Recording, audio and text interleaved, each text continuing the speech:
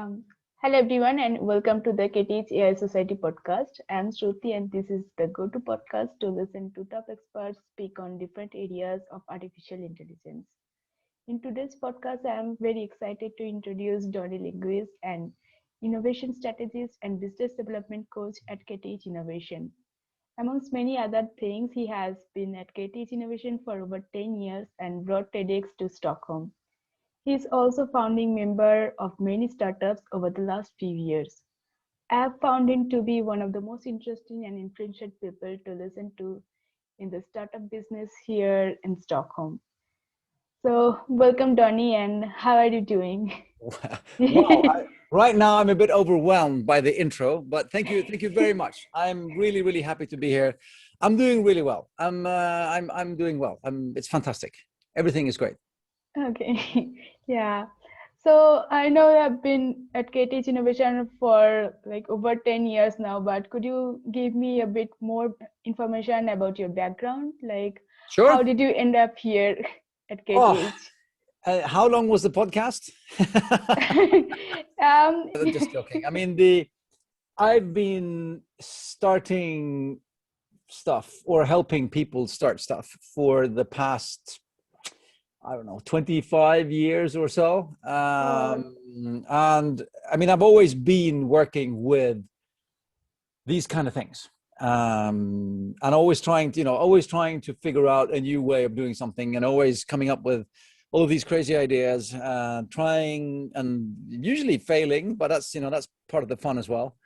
And sometimes succeeding as well. And that's what I've been doing for a very long time. And then not way back, but in late 2000 and around 2009, around the summer there, um, the Swedish, well, before that, the Swedish government had started setting up something called they started planning something called the Innovation Office Program, which was meant to finance and help universities start professionally oriented innovation support units.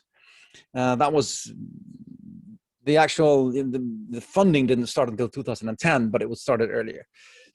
Previous to that, Lisa Ericsson, head of KTH Innovation, she'd come to KTH with a task to create something at KTH to enhance and speed up the commercialization process. So she started a department called KTH Innovation in 2007, and then she started recruiting people. And then I saw by chance, now somebody tipped me off and said, KTH are looking for business developers and people who know stuff like that. So I contacted them mid 2009 and said, hey, this is cool. Let's do this. And so I was number 3 in, I think, on the coach side here, and have been here since then. And today we're 17 people, full-time staff that help students, researchers, and employees go from idea to market. And I'm just, I'm enjoying myself, having the time of my life. This is, this is what I've been training for 25 years. This is my Olympics. So I'm doing really well and having fun. And we're doing great work. I mean, today we're considered to be one of the best innovation offices in the world. Our tools are becoming some kind of a world standard for early stage business development. So it's really cool.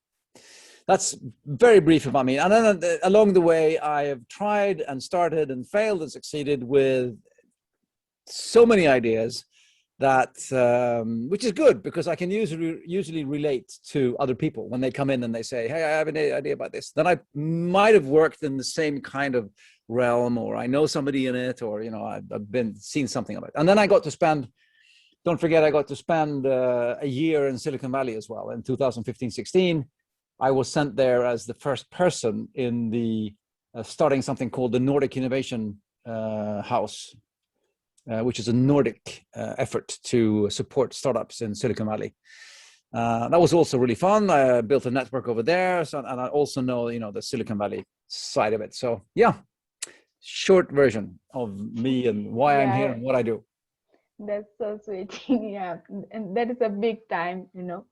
So My next question is like, what changes do you feel are happening at Stockholm startups now compared to, let's say, 10 years ago? Not only Stockholm, like in Nordics in general. Yeah. And I mean, it's a huge change. I mean, seriously, and in just the last 10 years, we've seen such an enormous change. I mean, when I started here at KTH Innovation, we intentionally tried to start communities and meetups because there was nothing. There was nothing in town. There was like an incubator over there, like Sting, which had been around as long as KTH Innovation, more or less, because it started kind of in the same era, time. But there was not much else, and the startup scene was not as as vibrant and as alive. I mean, today, 2021, the joke, of course, is that if in Stockholm you can't throw an electric scooter without hitting an incubator. It's incubators, accelerators, co-working spaces, and it's crazy. And it's an incredible environment. It's very much similar to the same kind of vibe that I had when I was in San Francisco and Palo Alto back in 2015. But I also think that we don't have the difference between if you look at Silicon Valley when I was there and being here is that everybody goes to Silicon Valley. I mean, when you're standing in Palo Alto and looking at Stanford or in San Francisco, you're experiencing what I call the Hollywood syndrome. Like, everybody who has ever wanted to be an actor wants to go to Hollywood to stand and look at the sign where it says Hollywood. That it's kind of as an actor, aspiring actor, Hollywood's, and San Francisco and Silicon Valley has been the place for entrepreneurs to go to. I mean, 10,000 entrepreneurs flying in every day, pouring in from all over the world. So you have all of these ideas and all of the money and access to a huge market. So there's not surprising that so much starts that and comes out of it and evolves from there. Stockholm is kind of similar. We don't have the same influx of people coming in here all the time, but we've become a very, very strong hub as well. So we have people applying to come to KTH and study at KTH because they know that the KTH support and the Stockholm ecosystem is so good. So yeah, I mean, I think we're definitely here. So it's a huge difference these last 10 years. And today I'm not going to say it's super easy to start something today, but it is a lot easier to get started and find, we talk about the necessity of the 3 C's when it comes to startups. You need competence, and then you need customers, and you need capital, in that order. Right? You need to find skilled people. You need to find somebody that wants to buy your idea, and then you need to probably finance it as well during, and that's something, today you can find lots of people in Stockholm, really, really good people who've also done it at least once before and had a startup or been in a startup or, so I think the environment is really positive today for starting stuff. And what changes do you see in the tech startups? Like, what sort of technologies are being used? I think the frequency of AI-based startups has increased quite a bit than before. Yeah, I mean, there's always a trend, right? You see, yeah, it's doing the movie analogy in Hollywood thing again. You see, like, suddenly there's 5 movies about the same thing at the same time, and the same thing in the startup world. There's always there's a trend. Like, suddenly there was one electric scooter company, and then suddenly there are 10 electric scooter companies because everybody wants to get on the next big thing, and with ideas. And as soon as one idea starts working, it will see competition coming after it, right? And it's and the thing is, and that's the cool thing about the whole innovative startup scene as well, is that it's never it doesn't have to be the one that is the first one that wins the game, right? I mean, Google didn't invent search, and Apple didn't invent the smartphone, and and etc. Tesla didn't invent cars. Spotify didn't invent digital music, but they did it in the best way, and so they're the market leader in their segment. So that's also cool, you know, when it comes to, and that's something I tell people, that if you're going to start something the first time, you know, you don't have to break your back in trying to make it so incredibly disruptive, and you know, just and do something that nobody's heard of before, because that costs a lot of money, takes a lot of time, and usually fails. Yeah. Better than to take something that you know works, build something that works, make some money, learn the skills, learn the ropes, sharpen your teeth, and get that thing going. And then when you're on a platform, you know, then you can do the next thing. I mean, Elon Musk, he's built Tesla and then SpaceX on his previous successes. He didn't start with Tesla. I mean, he spent his fortune starting Tesla and the fortune he'd made previously. And another thing I would like to know is like how often artificial intelligence has been used in business nowadays. I mean, I think that's actually a really interesting question, because it's I can say two things. One, I can say too often people are using AI as a buzzword. Oh, we have an AI recipe app here for cooking or whatever, you know. On the other hand, if we're talking about a machine that can do a number of calculations and compile data and then come up with a result that you couldn't do, which in a sense, and especially if it's has any kind of learning thing going on in it, you know, per definition, it's some kind of an artificial intelligence. Everything has that today. You know, it's like, you know, like technology is a commodity in internet is just there, right? I mean, you don't need to invent internet every time you're starting a startup. It's there. And the same thing goes for, I mean, now we have an app store and we have devices, and the platforms, the layers have been built. I mean, when I started out in mobile, 2001, when I started a mobile content company, there was no app store. There was no iPhone. Everything was Java programs. They weren't called apps then. And we had to make one new program for every device. So only for Nokia phones, we needed to make between 30 and 40 different programs to support all the Nokia phones. So the big innovation with iPhone was the App Store, not the iPhone, but the App Store, democratizing the apps. So anybody could make an app and it would fit all devices. One app fits all. Fantastic. So that's a platform. So we don't need to invent that every time. And the same thing goes for AI now, that there's so many tools out there.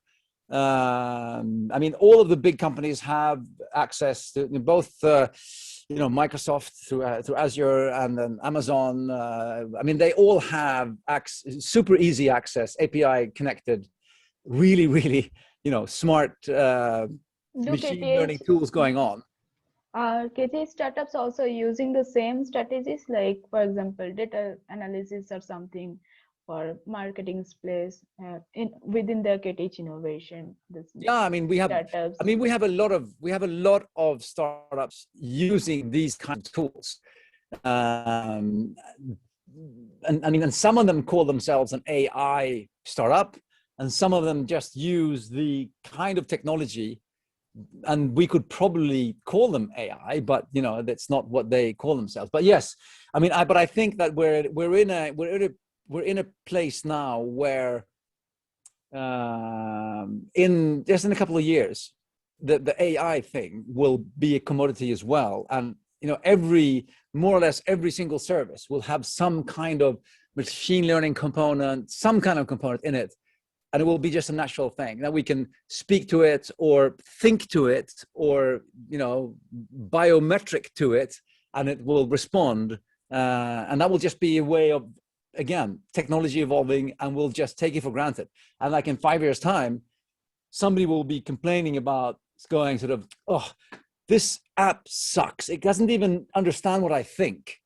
Something like that. I mean, like the the guy, it's a known stand-up scene where this guy is flying and the guy in the seat beside him sighs and he says, "Oh, this flight sucks. The Wi-Fi's down." And the other guy goes, "Dude, you're in the air. You're 10,000 feet over the ground, surfing on the internet.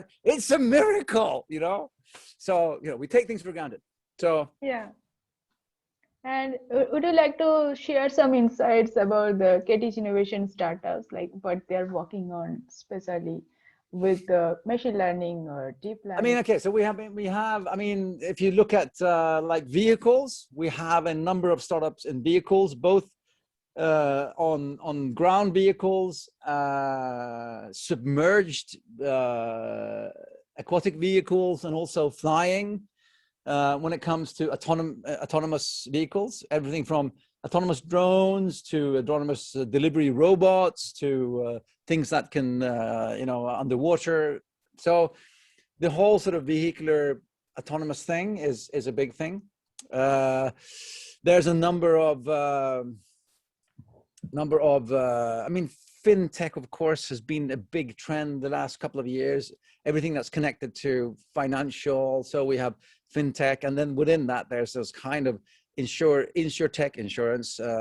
There's prop tech, which is property tech, and all of those are using sort of kind of AI components to access, read, and go through enormous amounts of data, and then do an analysis, and then support the user with some kind of summary or guidance or whatever it could be. So that we have a lot of things that are gathering financial data, and then from that creating different kinds of summaries or suggestions or decision tools. Lots of things going on there. The list goes on. You pick a business vertical, and I can probably find something that is going on there in but it's becoming a natural component in the tech things, because we expect the machines to do more together with us. So do you think the data analysis kind of works are going on mostly in all the startups, like new startups also? How do you mean? Like data analysis means like a sort of data sets and analyzing them, and in every way, like whether it's like retail and like you are going to the grocery and doing stuff, all the AI components, those are the data analysis. So do you think that sort of things are like getting more natural these days? Yeah, so there's this. In society and in business, digital and be going digital, and real digitalization. I'm not talking about the forced.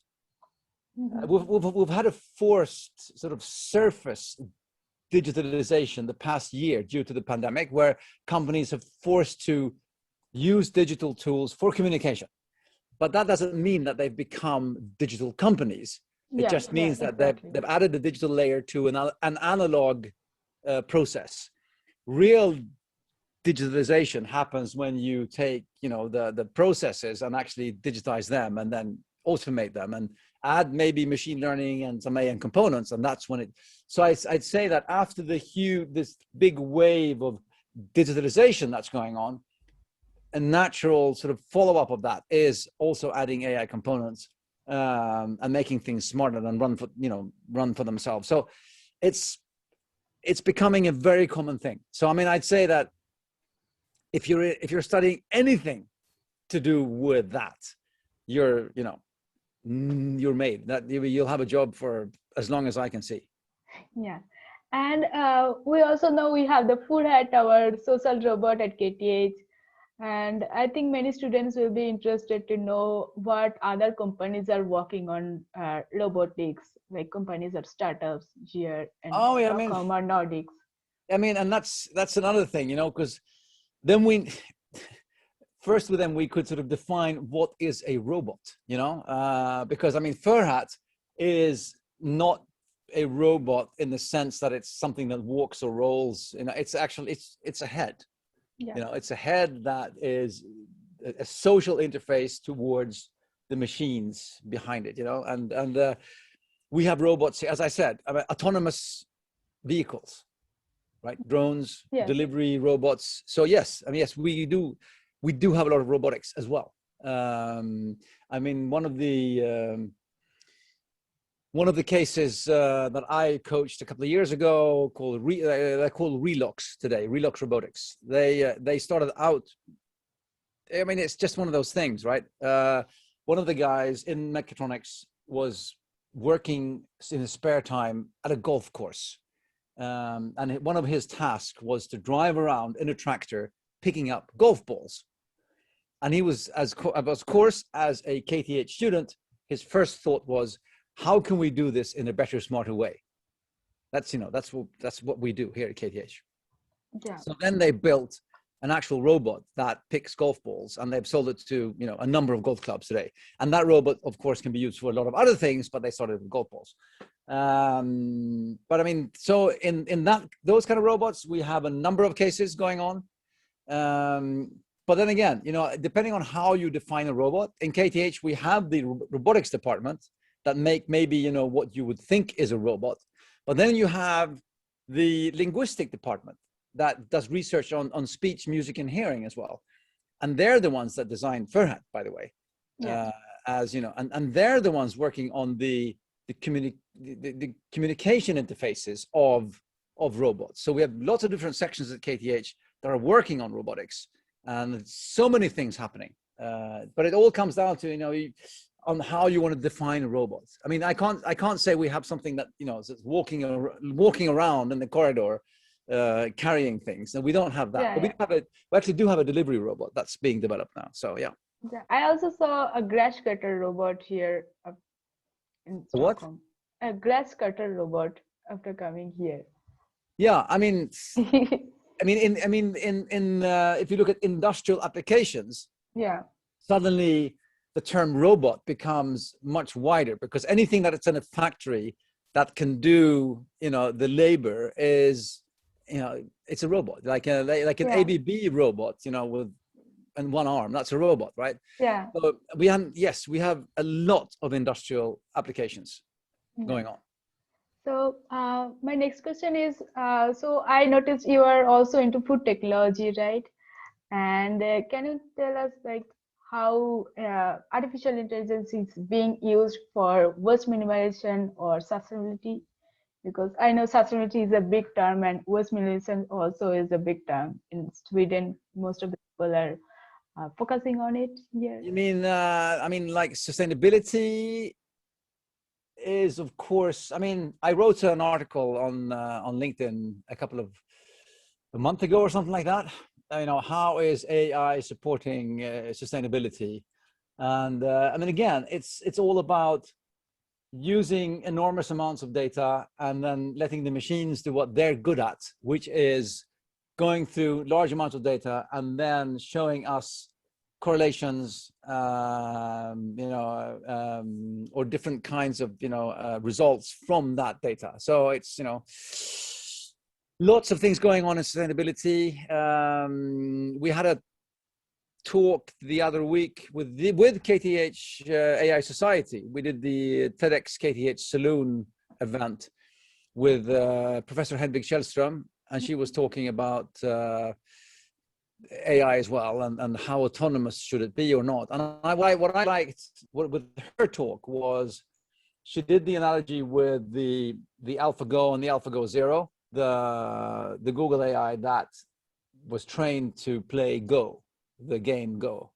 And the fun thing then, of course, is that first they had one which studied humans playing Go, and then that one in the end beat a human.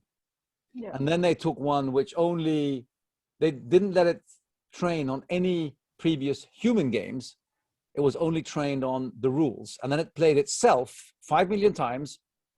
And then they pitched that one, AlphaGo Zero, to the first AlphaGo, and it beat it 100-0. So the interesting thing then is, as Hedvig said, if we can take something like that and show them the UN global goals, Agenda 2030, and the 17 goals, 169 sub-goals, and say, here's a rule book, come up with new ideas to fix this. I mean, then we're talking interesting stuff when we can sort of factor out the human factor out of it and see what they can come up with. If they can think of something that we haven't thought of before, because we're so stuck in this is how, you know, or how limited we are thinking. But sustainability, everything from climate control of buildings. I mean, we have a couple of those going on now as well. One startup called BusyBee, they've equipped a couple of places here at campus because they measure the amount of people in the actual room, and then you can see automatically how many people in the room. And then with that data, you can apply AI that can then control climates in the building, et cetera, et cetera, et cetera. So that's one thing. And, you know, the list goes on. There's so much going on. I mean, satellite data, both, I mean, the European Space Agency, the ESA, is a big, I mean, they have more or less open APIs to all of the space and satellite data.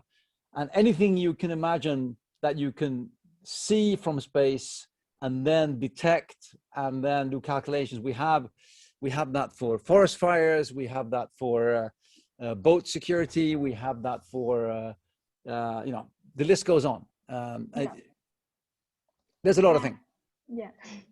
And so next question is a quite big one, but yeah. So Ericsson is approaching 5G now, and so I would like to know how is the progress of ICT and media overall in the Nordics. Oh, wow. I mean, I'd say it's good. I mean, we've had a 5G network here at KTH for quite some time, actually. And we've been able to, I mean, students and researchers have been able to access a 5G network at KTH campus for trials of devices and different kinds. I mean, I have a couple of 5G cases that I'm coaching that are specifically developing things for 5G. So in the bubble where I live and work, there is 5G, and it's really, really good, and things are really, really happening. Then, of course, with any innovation in society, which is, you know, unevenly distributed, the question is how many people have access to it. But as far as I see it, the development is going really, really quick. What we need more is, I mean, today people, not maybe us that are sort of in the epicenter of tech development, but people on the street, they're wondering, yeah, but what am I supposed to use 5G for? I mean, I can stream Netflix on 4G, right? And I can do a Tinder search on 3G. I don't need 5G for that. So we need more Awareness? No, not more awareness. We need more services and products that utilize 5G to, you know, that really uses the 5G networks for what it's really, really good for, to prove that it was worth doing. Because today, I mean, there are too few people that actually can see how incredible 5G actually can be, right? So we need everybody listening here. We need people to figure out some good killer apps for 5G that will help us, that will actually utilizes 5G all the way to show people this is how good it can be. You know, this is what we can build now that we couldn't build before. Because like in 5 years time, you and me will be using services on our phones or whatever devices we'll use that we didn't think were possible back in 2021. You remember that? what were, you know, blah, blah, blah, you know. So we need more people listening to this, developing more stuff for 5G. Yes. Yeah. And as you just talked about, the KTH has been used 5G, and you are also, can you share some insights on it, maybe some examples? Then that will be some like good example to You mean for utilizing the 5G network? Yeah. Yeah, but I mean, something like, again, we have autonomous delivery robot. I mean, to be able to navigate and create its own maps and constantly be updated and be able to stop and drive and everything like that in traffic, it will have to have like any autonomous car, it will have to have, you know, zero latency, full control at any given moment. That's one example. Another one which I'm coaching called Scene XR. They do some incredible stuff with VR, something called foveated VR, which means that you have a VR headset on, and then you have a eye tracker, and it tracks where you are looking, and on the spot you are looking, it sends high definition video, and then it can reduce the definition of the rest of your peripheral vision, which means that wherever you look, you'll get high definition 4K video, which makes the experience of watching whatever you're watching really, really good. This, of course, I mean, in any live video stream, you need bandwidth, and you need, especially if you're controlling something like an industrial machine, because this is meant for industry, you also need, you know, zero latency, because you have something weighing 57 tons going down into a mine carrying another 100 tons. So you need zero latency, you need perfect quality, you need everything, you know, you need so many sensoric inputs coming into you. And that really, really puts a lot of stress on the bandwidth and latency. So that's a typical, you know, that's one of our 5G killer apps that we've been both showcasing, and that's going to be one of the big ones. Yeah. So we are approaching the end of the podcast now, and it was very interesting to listen to your thoughts and your words. You know, it's like really interesting, all the topics, and I really appreciate you coming on. And you know, my pleasure. So, yeah. So, do you have any final thoughts or a message to send to KTH students or anyone else listening to this? Yes, yes, of course I have. I have lots. But first of all, I mean, and this is, I mean, we get 400 new ideas to us every year through students and researchers. That means about maybe 1,000, 1,200 people contact us, because there's always 2 or 3 people in the team. And we get ideas from, you know, everything you could imagine, people have probably sent us. And I want to encourage people listening to this podcast, especially if you're into AI, because this is what the podcast is about. Pick something big, which is worth doing, that has the potential to save or help the world. You know, make it worth it, because you're going to spend days, nights, weekends, blood, sweat, tears, everything on it if it's a startup. So make it worth it. You know, check out the UN Agenda 2030. There's 169 sub-goals. You can pick from them. Apply your KTH brain to the needs out there. Add 5G to the mix. Add AI, machine learning to the mix, and come up with some really, really, really cool things that this old guy has never, ever heard of before. That's what I want to see. I'm challenging you to that. Pick something big, worth doing, help us save the world, because, you know, we're the ones to do it. Yeah. Thank you so much. This is really a good time to like approach new ideas and bringing the science fictions to reality, right? Yeah. Okay. Thank you. Well, thank you. Thank you for having me. My pleasure.